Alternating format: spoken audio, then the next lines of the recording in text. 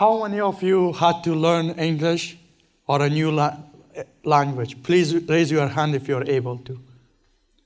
We see many. 7 years ago, I immigrated from Afghanistan to the United States. I was born and raised in Afghanistan, a country where there has been war for more than 50 years, an occupation of many countries which bring poverty, lack of having access to education, and lack of access to healthcare, and many other problems that my home country is still facing. According to UNICEF, there's over 3.7 million students out of school in Afghanistan because schools are banned on women and girls, and there's not many schools around the country. And 60% of this 3.7 million students are women and girls. I faced a lot of challenges and pain in my back country. I lost my 3 young uncles and many beloved ones at the war. I immigrated to the United States when I was only 17 years old. As a Muslim and as a youth, I faced many challenges. I faced Islamophobia. I faced culture shock, and I could not speak English at all. I did not have a lot of community and friends who could support me with learning and practicing English.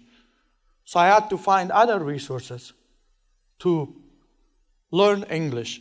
I found a small group of adults who are helping in city of Linwood, which is one of the cities located in Northwest Washington State, United States, that they were helping new English learners with their practicing English. I also attended Edmonds College as a second language courses, which is one of the largest colleges in Northwest Washington State, United States. It's not only me that facing this issue.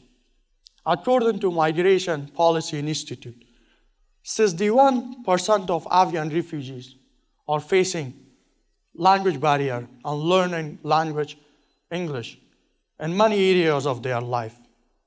I had to learn English very quickly, in only 1.5 years, so I could share my ideas with the people around myself. And also, I have a big goal in my life, to provide free education to all human beings. That sounds like a big goal, right? But I strongly believe that when we take the first step, we become very close to our goals. I applied for a leadership role at Edmonds College.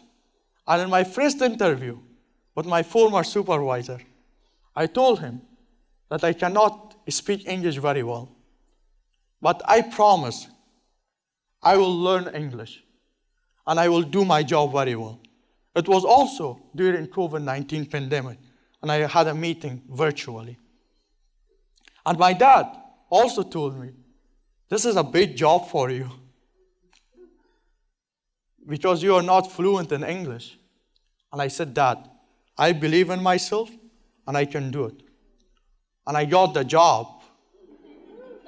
First job at the United States and a leadership role at the college.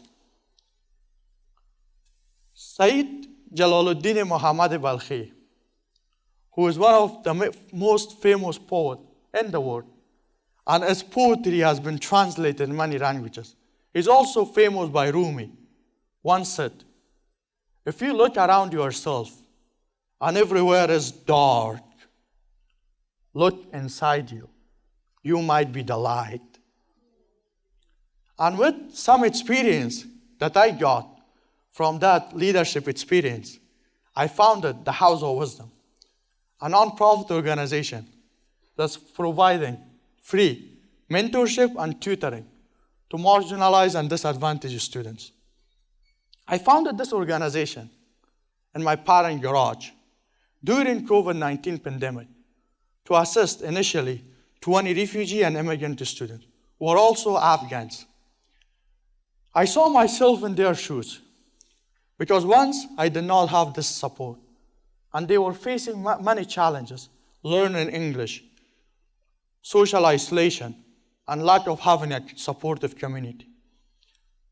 I was helping them with their assignments, and also they should feel belong in a new country. I name it the House of Wisdom, after one of the biggest and greatest library of the time.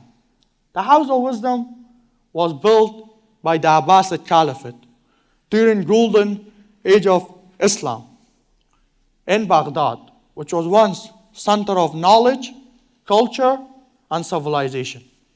It was a library where scholars from around the world, from Europe to Asia, and from Africa and Middle East, would come together, study together, research together.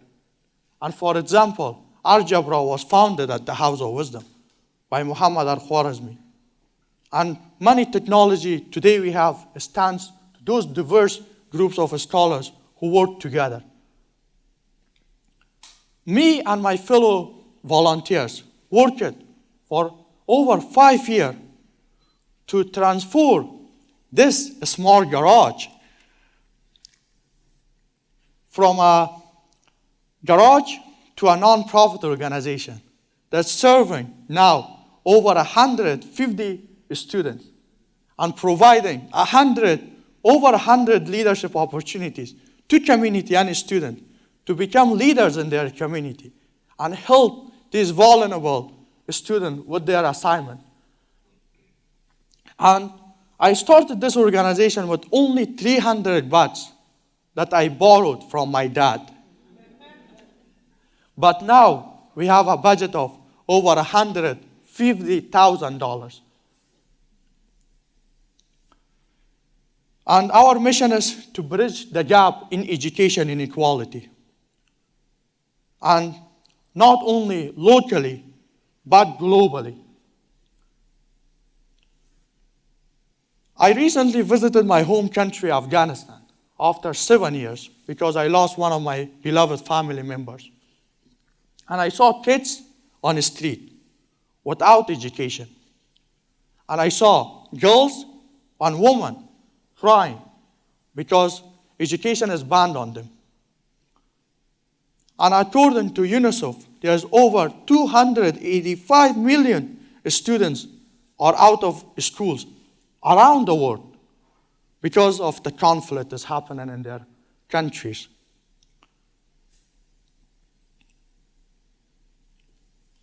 I saw that it's not only a need in my community, but these resources are needed around the world. And how we can solve these big problems? I strongly believe by collective action and collective leadership. Since I founded the House of Wisdom, I have always believed in collective action and collective leadership. When I was teaching in my garage, I was only 18 years old, and my student was 14, 15 years old. As we grow and got more students, we also, of my former students, become leaders at this garage, at this class, to help the new students. And they become leaders because I could not do it all alone. And even I approached students at the library, community members, to come and help me and help us in this shared goal to serve these marginalized and disadvantaged students. Because I believe we all have responsibility towards our communities.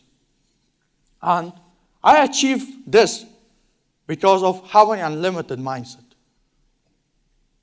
And with unlimited mindset, we can achieve many goals in our life. It's not only that we facing lack of having access to education.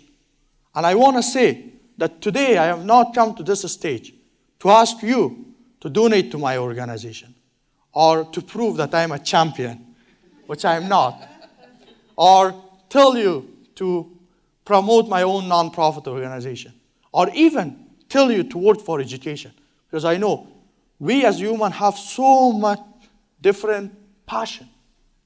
But I came here to give a big message that our world is facing many challenges, such as climate change, lack of having access to healthcare, cybersecurity, wars that's happening around the world. And all these issues can be solved through collective action, collective leadership, and also being resilient against problems and stepping up and helping our communities, especially young adults, because our world future is in our hand. And I asked many young people, what's your mission in the life? What you want to do? Many times I get this response, becoming rich. Yes, financial sustainability is very important, but our goal should be behind becoming rich. We should have goals that can solve the problems. And my message is here. No matter where you are hearing my speech, if you are in Africa, Asia, Europe, United States, America, or wherever you are, you should be limitless. You should be unlimited. You should have this work to work together on a group, step up and help your community.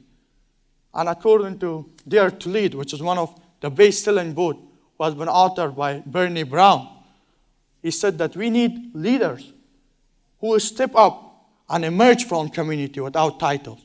We shouldn't have title. Our age does not define us. Our resources does not define us. But it defines us what's our purpose in the life. What is our goal? How we can change ourselves. How we can change our family. How we can change people who are surrounded by us. And how we can change our community. I could make excuses that I cannot learn English. Or I could not find a community. But I step up and help. And try to help out. And it's not, I know there's anxiety. According to University of Bath, located in UK, 41% of youth are fear and are concerned about their future job security, and also climate change. So yes, there is concern, but we have to step up and help. And I want to leave all of you with one thing. If you see around yourself and everywhere is dark, look inside you. You might be the light. You can eliminate this darkness around you by being a light in your family and your community. Thank you so much for your attention.